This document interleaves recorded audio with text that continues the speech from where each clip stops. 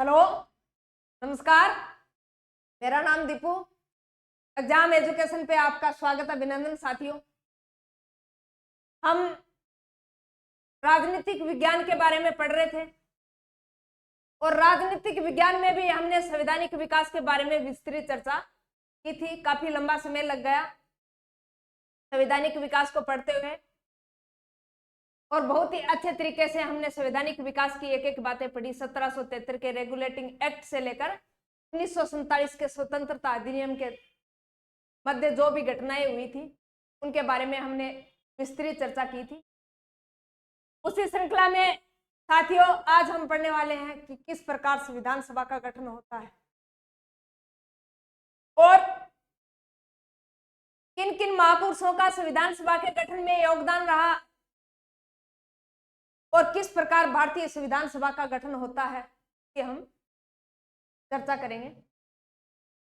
तो संविधान सभा के गठन से चर्चा करने से पहले हम देख लेते हैं कि क्या होता है संविधान। तो आपने साथियों आप जानते भी हो और आपने पढ़ा भी होगा कि कानूनों का ऐसा दस्तावेज जिससे किसी देश की शासन प्रणाली चलती हो। क्या कानूनों का ऐसा दस्तावेज या ऐसा संग्रह है जिसके द्वारा किसी भी देश की शासन व्यवस्था चलती हो, नियमों के आधार पर, कानून के आधार पर, वो क्या होता है? विधान होता है। लेकिन अपन लेवल के हिसाब से देखेंगे कि किस प्रकार भारत का संविधान वो प्रत्यक्ष था या अप्रत्यक्ष था, लिखित था या अलिखित था। इसमें कई टाइप के क्वेश्चन आते हैं। कई बार कथन और कारण वाले क्वेश्चन पूछ लिए जाते हैं या फिर कूट वाले क्वेश्चन पूछ लिए जाते हैं। तो सबसे पहले हम परिभाषा की विस्तृत चर्चा करेंगे। परिभाषा की विस्तृत चर्चा कि संविधान किस प्रकार भारत का संविधान है वो बनाया गया था, अप्रत्यक्ष या प्रत्यक्ष माध्यम से। तो हम देखेंगे कि किसी भी देश की, क्या हम पर्टिकुलर एक देश की बात नहीं कर रहे हैं, हमारे भारत देश की बात नहीं कर रहे, बल्कि पूरे विश्व की बात कर रहे हैं। तो विश्व में यानी किसी भी देश की जनता के द्वारा, क्या किसी भी देश की जनता के द्वारा प्रत्यक्ष या अप्रत्यक्ष माध्यम से कानूनों का या दस्तावेज का लिखित या अलिखित संग्रह, क्या कानूनों का लिखित या अलिखित संग्रह जिससे किसी देश की शासन व्यवस्था संचालित की जाती है, क्या कहलाता है? संविधान कहलाता है। तो किसी भी देश की जनता के द्वारा प्रत्यक्ष या अप्रत्यक्ष रूप से या लिखित या अलिखित रूप से कानूनों का ऐसा दस्तावेज तैयार करना, संग्रह तैयार करना जिसके द्वारा किसी देश की कानून व्यवस्था को संचालित किया जा सके, वो क्या कहलाता है? संविधान कहलाता है।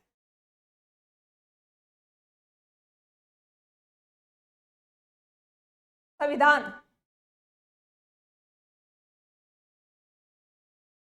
सबसे पहले हम परिभाषा देख लेते हैं। संविधान में किसी भी देश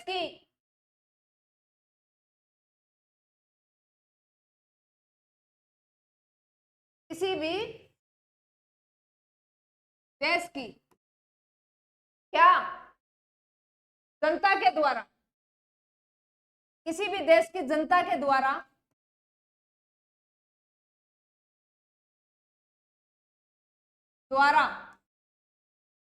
प्रत्यक्ष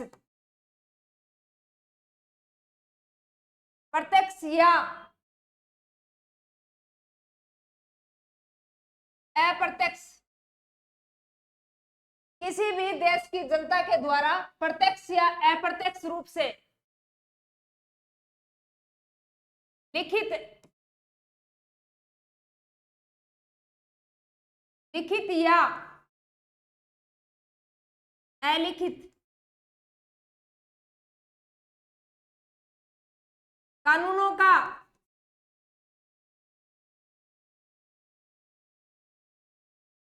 ऐसा संग्रह या दस्तावेज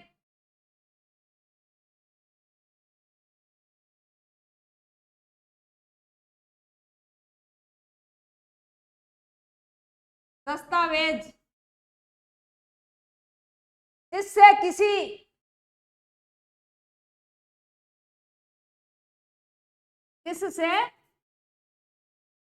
किसी देश की शासन व्यवस्था को संचालित किया जाता, किसी देश की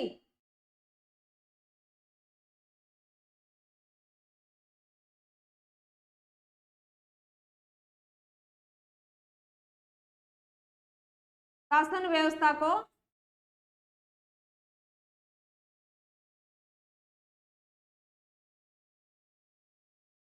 संचालित किया जा सके,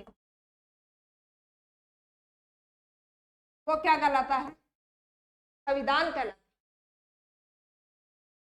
किसी भी देश की जनता के द्वारा प्रत्यक्ष या अप्रत्यक्ष, क्या प्रत्यक्ष या अप्रत्यक्ष, लिखित या अलिखित कानूनों का ऐसा संग्रह या ऐसा दस्तावेज जिससे किसी देश की शासन व्यवस्था को क्या किया जाता, संचालित किया जाता, वो क्या कहलाता है?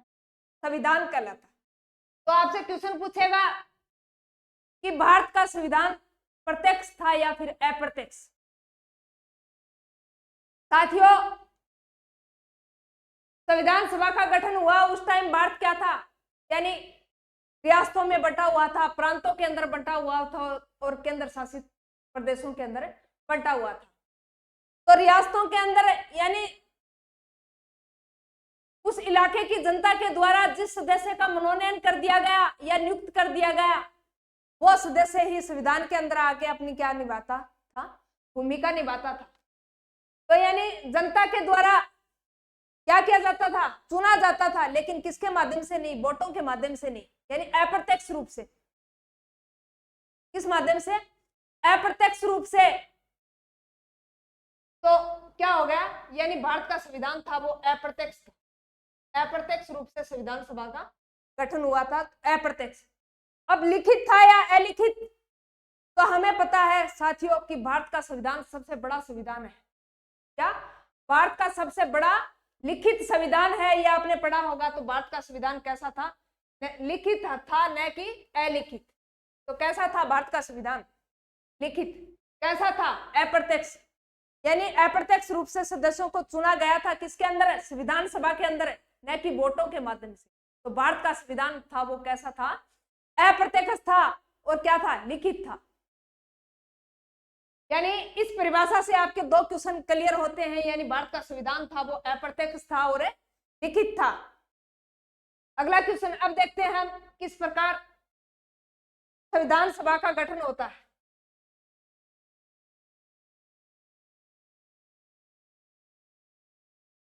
संविधान सभा का गठन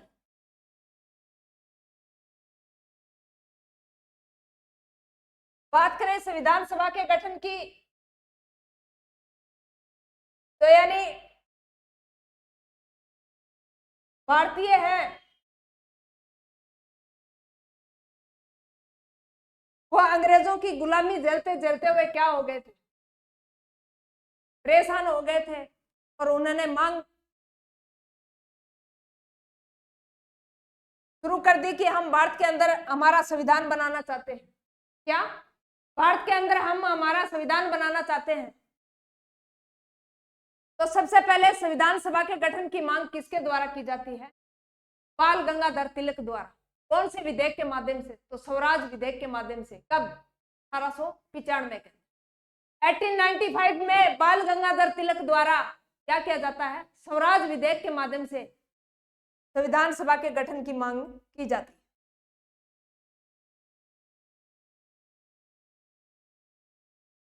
एटीन 1895 में बाल गंगाधर तिलक द्वारा, बाल गंगाधर तिलक द्वारा स्वराज विधेयक के माध्यम से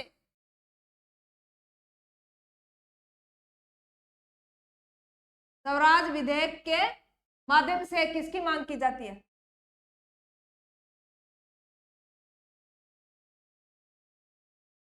संविधान सभा के गठन की मांग की जाती है। क्या? संविधान सभा के गठन की मांग की जाती है।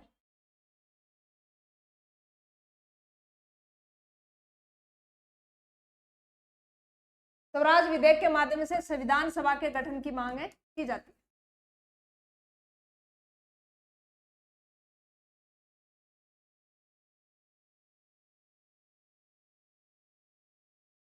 यह बात कब की है साथियों?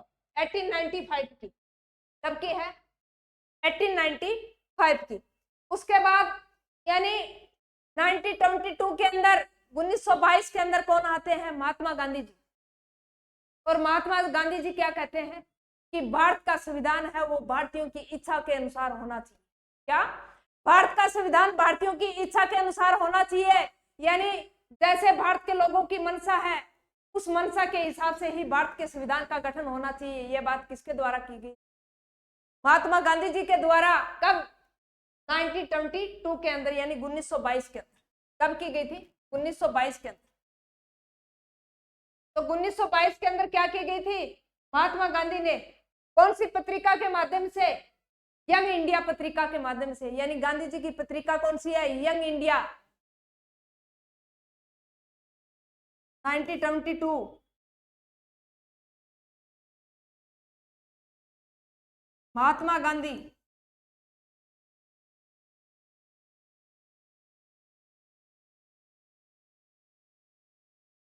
द्वारा यंग इंडिया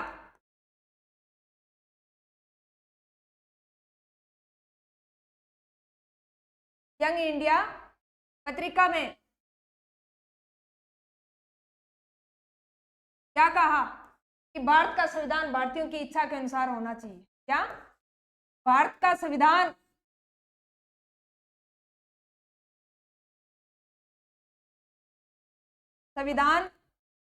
क्या होना चाहिए? भारतीयों की इच्छा के अनुसार होना चाहिए।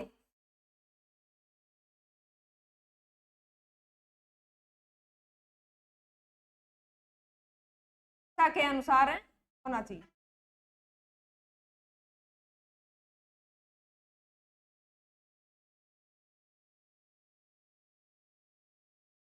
उन्नीस सौ बाईस के अंदर महात्मा गांधी द्वारा यंग इंडिया पत्रिका में यह कहा कि भारतीय संविधान है वो भारतीयों की इच्छा के अनुसार होना चाहिए। उसके बाद में 1923 के अंदर किसका गठन होता है? स्वराज विधेयक का गठन, स्वराज पार्टी का गठन होता है। क्या होता है? स्वराज पार्टी का गठन होता है। और स्वराज दल है वो किसके द्वारा गठित किया गया था? CR दास और मोतीलाल नेहरू के द्वारा। 1923 के अंदर घोषणा होती है और 1924 के अंदर क्या बनता है? स्वराज दल का गठन किया जाता है। किसके द्वारा? CR दास और मोतीलाल नेहरू के द्वारा। अगला पॉइंट,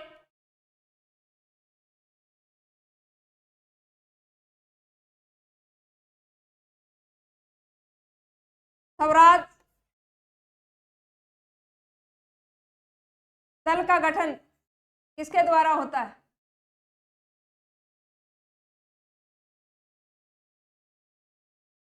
कब होता है? 1923 में। किसके द्वारा?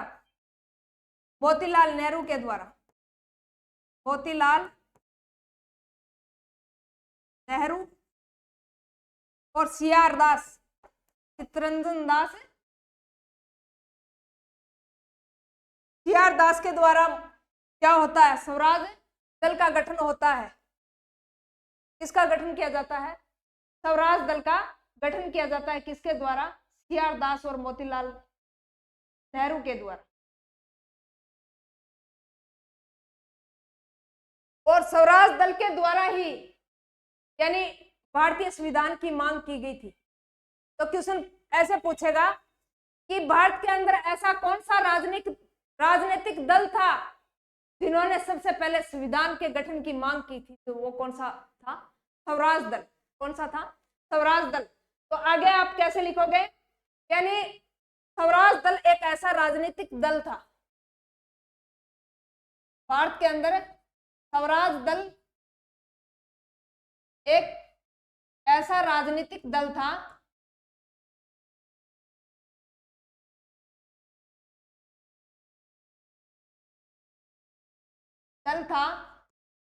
जिसके द्वारा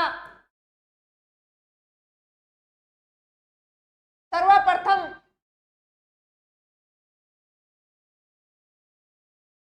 संविधान सभा के गठन की मांग की गई थी। किसकी? संविधान सभा के गठन की मांग की गई थी। सर्वप्रथम संविधान सभा के गठन की मांग की थी।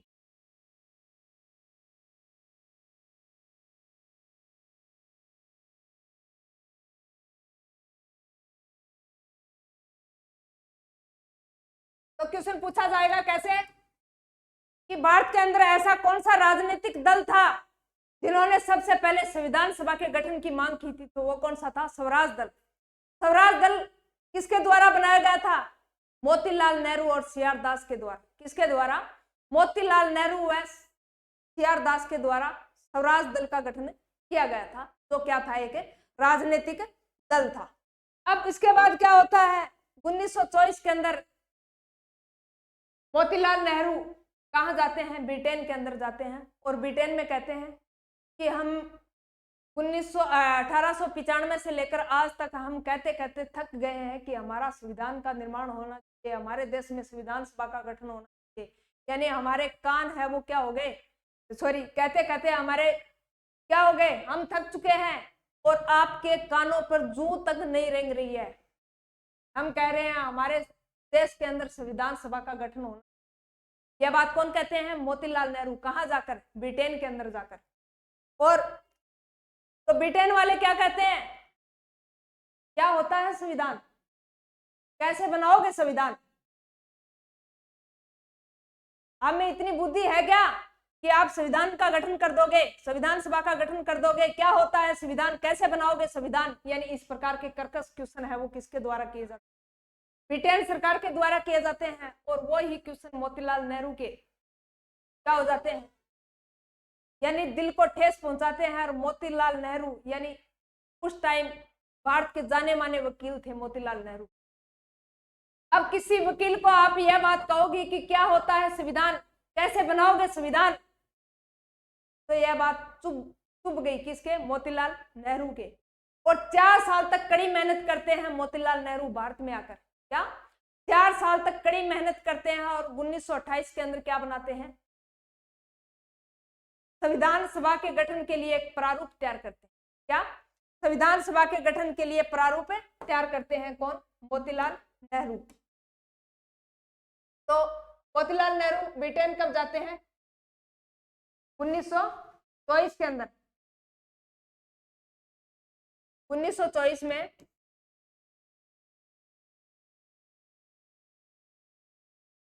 मोतीलाल नेहरू ब्रिटेन में जाकर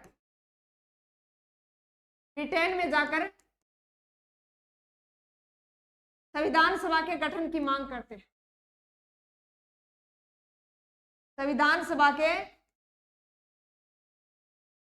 गठन की मांग करते हैं। 1924 में मोतीलाल नेहरू ब्रिटेन में जाकर क्या करते हैं? संविधान सभा के गठन की मांग करते हैं। और ब्रिटिश के द्वारा क्या कहा गया कि क्या होता है संविधान, कैसे बनाओगे संविधान, यानी ये बातें हैं वो मोतीलाल नेहरू के क्या हो जाती हैं? दिमाग में।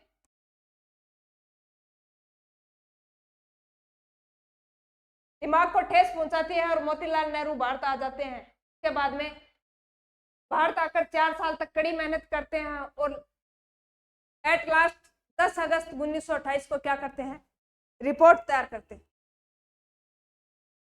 रिपोर्ट पेश करते हैं कब?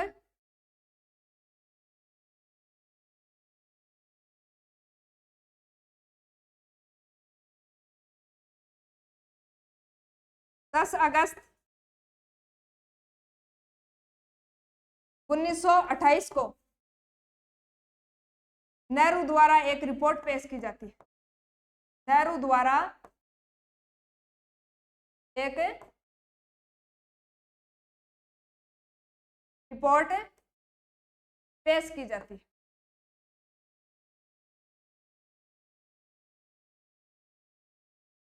किसके द्वारा?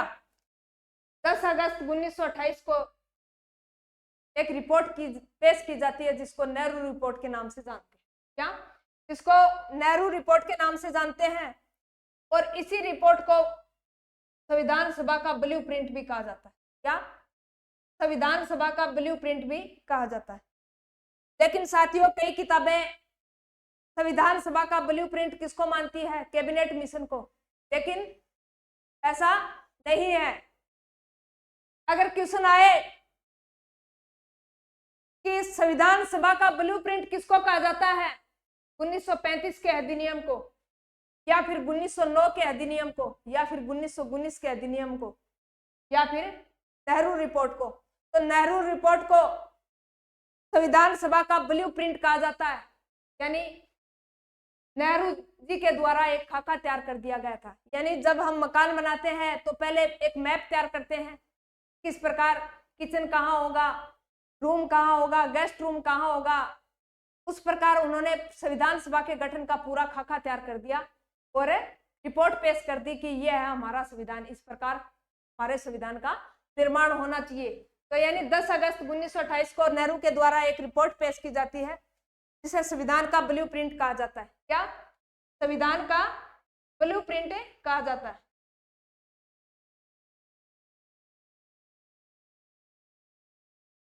संविधान का ब्लूप्रिंट नेहरू रिपोर्ट को ही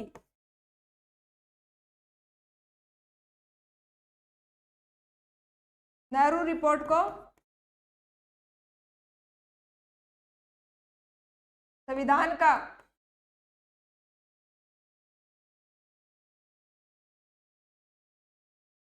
ब्लू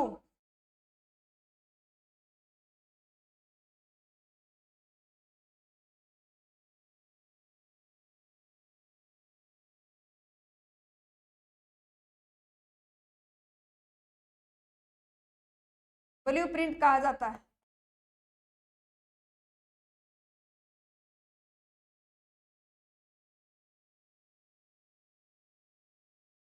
आज के बाद आप संविधान सभा का ब्लूप्रिंट किसको कहोगे? नेहरू रिपोर्ट को। तो नेहरू रिपोर्ट को संविधान सभा का क्या कहा जाता है? ब्लूप्रिंट कहा जाता है। नेहरू रिपोर्ट को ही संविधान सभा का ब्लूप्रिंट कहा जाता है। नेक्स्ट, उसके बाद क्या होता है? उसके बाद क्या होता है कि यह तो मान लिया कि संविधान सभा का गठन होगा और इस आधार पे होगा, लेकिन उस रिपोर्ट में भारत को डोमेनियल स्टेट का दर्जा दिया गया। कौन से स्टेट का? बहुत ध्यान से अच्छी तरीके से सुनना साथियों। तो नेहरू रिपोर्ट ने तो मोतीलाल नेहरू के द्वारा जो रिपोर्ट पेश की गई थी जिसे भारतीय संविधान का ब्लूप्रिंट कहा गया, उस ब्लूप्रिंट में क्या कहा गया था कि भारत को डोमेनियल स्टेट का, अधिराज्य का दर्जा दे दिया जाए। उस रिपोर्ट का विरोध कौन करते हैं? मोहम्मद अली जिन्ना और डॉक्टर भीमराव अंबेडकर के द्वारा नेहरू रिपोर्ट का विरोध किया जाता है। क्या? उस रिपोर्ट का जो ब्लूप्रिंट तैयार किया गया था, उस ब्लूप्रिंट का विरोध कौन करते हैं? कौन करते हैं? मोहम्मद अली जिन्ना, मोहम्मद अली जिन्ना और डॉक्टर भीमराव अंबेडकर द्वारा क्या किया जाता है? उस रिपोर्ट का विरोध किया जाता है। अब आपके दिमाग में क्वेश्चन आता होगा कि संविधान सभा का ब्लूप्रिंट कहा जाता है, उस रिपोर्ट का विरोध कैसे कर सकते हैं? तो साथियों, उस रिपोर्ट में भारत को अधिराज्य, डोमेनियल स्टेट का दर्जा देने की मांग कर रखी थी रिपोर्ट के अंदर। लेकिन हमें तो ये पता ही नहीं कि डोमेनियल स्टेट होता क्या है, अधिराज्य होता क्या है। अधिराज्य, डोमेनियल स्टेट का मतलब होता है कि आज आज भी यानी इस रिपोर्ट के मुताबिक भारत पे शासन, पूरे शासन का नियंत्रण किसके अधीन होगा? ब्रिटिश सरकार के अधीन होगा। और ब्रिटिश सरकार के अधीन नियंत्रण में ही भारत सरकार काम करेगी। रिपोर्ट राज डोमिनियन स्टेट का ये मतलब क्या? डोमिनियन स्टेट का मतलब यानी नेहरू रिपोर्ट का विरोध किया जाता है डॉक्टर भीमराव अंबेडकर और मोहम्मद अली जिन्ना के द्वारा। नेहरू रिपोर्ट का विरोध किया जाता है। आपके दिमाग में क्वेश्चन आता होगा कि नेहरू रिपोर्ट का विरोध क्यों किया गया? संविधान सभा का ब्लूप्रिंट है, उसके बावजूद भी डॉक्टर भीमराव अंबेडकर द्वारा और मोहम्मद अली जिन्ना के द्वारा इसका विरोध क्यों किया गया? तो यानी इस रिपोर्ट के अंदर भारत को डोमिनियन स्टेट का दर्जा करने की मांग रख रखी थी। डोमिनियन स्टेट यानी अधिराज्य, जिसको हिंदी में बोलते हैं अधिराज्य। उसका मतलब होता है यानी भारत के अंदर संविधान सभा का गठन तो होगा, यानी कानून व्यवस्था तो है, लेकिन किसके नियंत्रण में काम करेंगे? भारतीय है वो ब्रिटिश सरकार के अधीन ही कंट्रोल में, नियंत्रण में काम करेंगे। उस रिपोर्ट का यह मतलब था। इसलिए डॉक्टर भीमराव अंबेडकर द्वारा और मोहम्मद अली जिन्ना के द्वारा नेहरू रिपोर्ट का विरोध किया गया था कि हम कई वर्षों से 10 झेलते आ रहे हैं कि हमारे भारत के अंदर संविधान सभा का गठन होना चाहिए, संविधान सभा का गठन होना चाहिए, और एट लास्ट जब हम संविधान बना रहे हैं वो भी किसके अधीन? ब्रिटिश के अधीन। तो हम इस रिपोर्ट का विरोध करते हैं। ये किसने कहा? मोहम्मद अली जिन्ना और डॉक्टर भीमराव अंबेडकर। तो ब्लूप्रिंट का विरोध करने वाले कौन थे? डॉक्टर भीमराव अंबेडकर और मोहम्मद अली जिन्ना के द्वारा नेहरू रिपोर्ट का क्या किया जाता है? विरोध किया जाता है। उसके बाद में 1934 में एमएन राय आते हैं, और एमएन राय यानी मानवेंद्र राय है, वो संविधान सभा के गठन की बात करते हैं।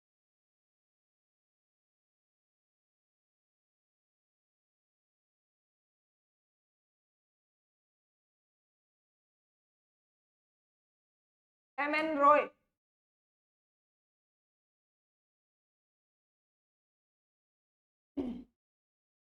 एमएन रॉय के द्वारा 1934 में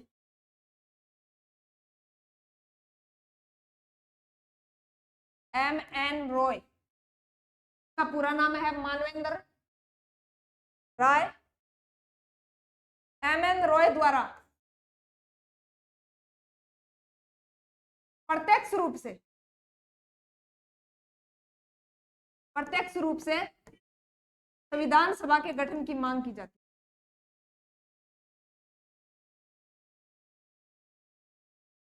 संविधान सभा के गठन की मांग की जाती है।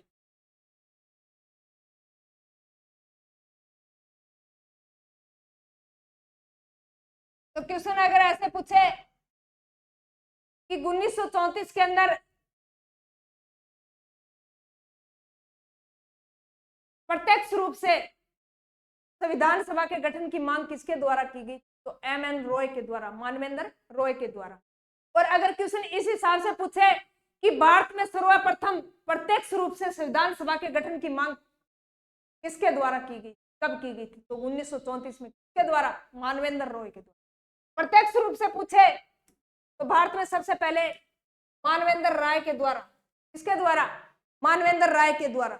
और सीधा सिंपल से क्वेश्चन डाल दे कि सबसे पहले संविधान सभा के गठन की मांग किसके द्वारा की गई? तो 1895 में किसके द्वारा? बाल गंगाधर तिलक के द्वारा। किसके द्वारा? बाल गंगाधर तिलक के द्वारा। और प्रत्यक्ष रूप से पूछे तो किसके द्वारा? मानवेंद्र रॉय के द्वारा। कब? 1934 के अंदर। तो एमएन रॉय के द्वारा 1934 में प्रत्यक्ष रूप से संविधान सभा के गठन की मांग की गई थी। उसके बाद में क्या होता है, यानी 1938 के अंदर क्या होता है? 1934 के बाद में यानी 1938 के अंदर कौन आते हैं? बाल गंगाधर तिलक। कौन आते हैं? सॉरी, जवाहरलाल नेहरू आते हैं। 1938 में कौन आते हैं? जवाहरलाल नेहरू आते हैं। और वो क्या कहते हैं कि भारत की संविधान सभा का गठन है वो वेस्ट मताधिकार के हिसाब से हो। क्या? वेस्ट मताधिकार के हिसाब से होना चाहिए। अब वेस्ट मताधिकार का मतलब यानी जिनका निर्वाचन सूची में नाम हो, जिसकी उम्र 18 वर्ष हो गई हो, उस लोगों की संख्या के आधार पर क्या होना चाहिए, संविधान सभा का गठन होना चाहिए। किसने कहा? पंडित जवाहरलाल नेहरू के द्वारा। किसके द्वारा? पंडित जवाहरलाल नेहरू के द्वारा यह बात कही गई थी। कब? 1938 के अंदर। अगला लिखो।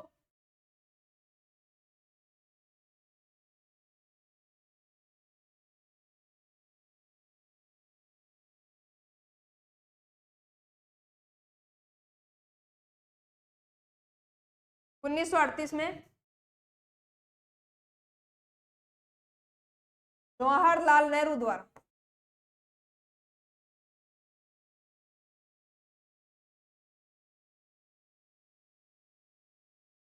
द्वारा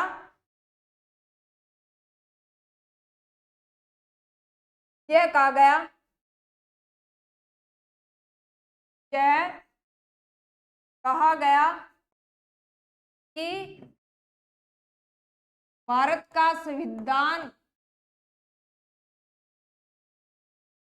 भारत की संविधान सभा का गठन, भारत की संविधान सभा का गठन, सभा का गठन वैश्विक मताधिकार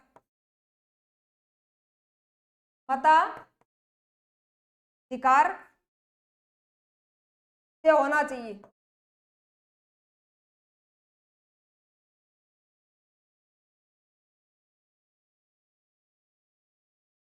क्वेश्चन आपको किस तरीके से पूछेगा?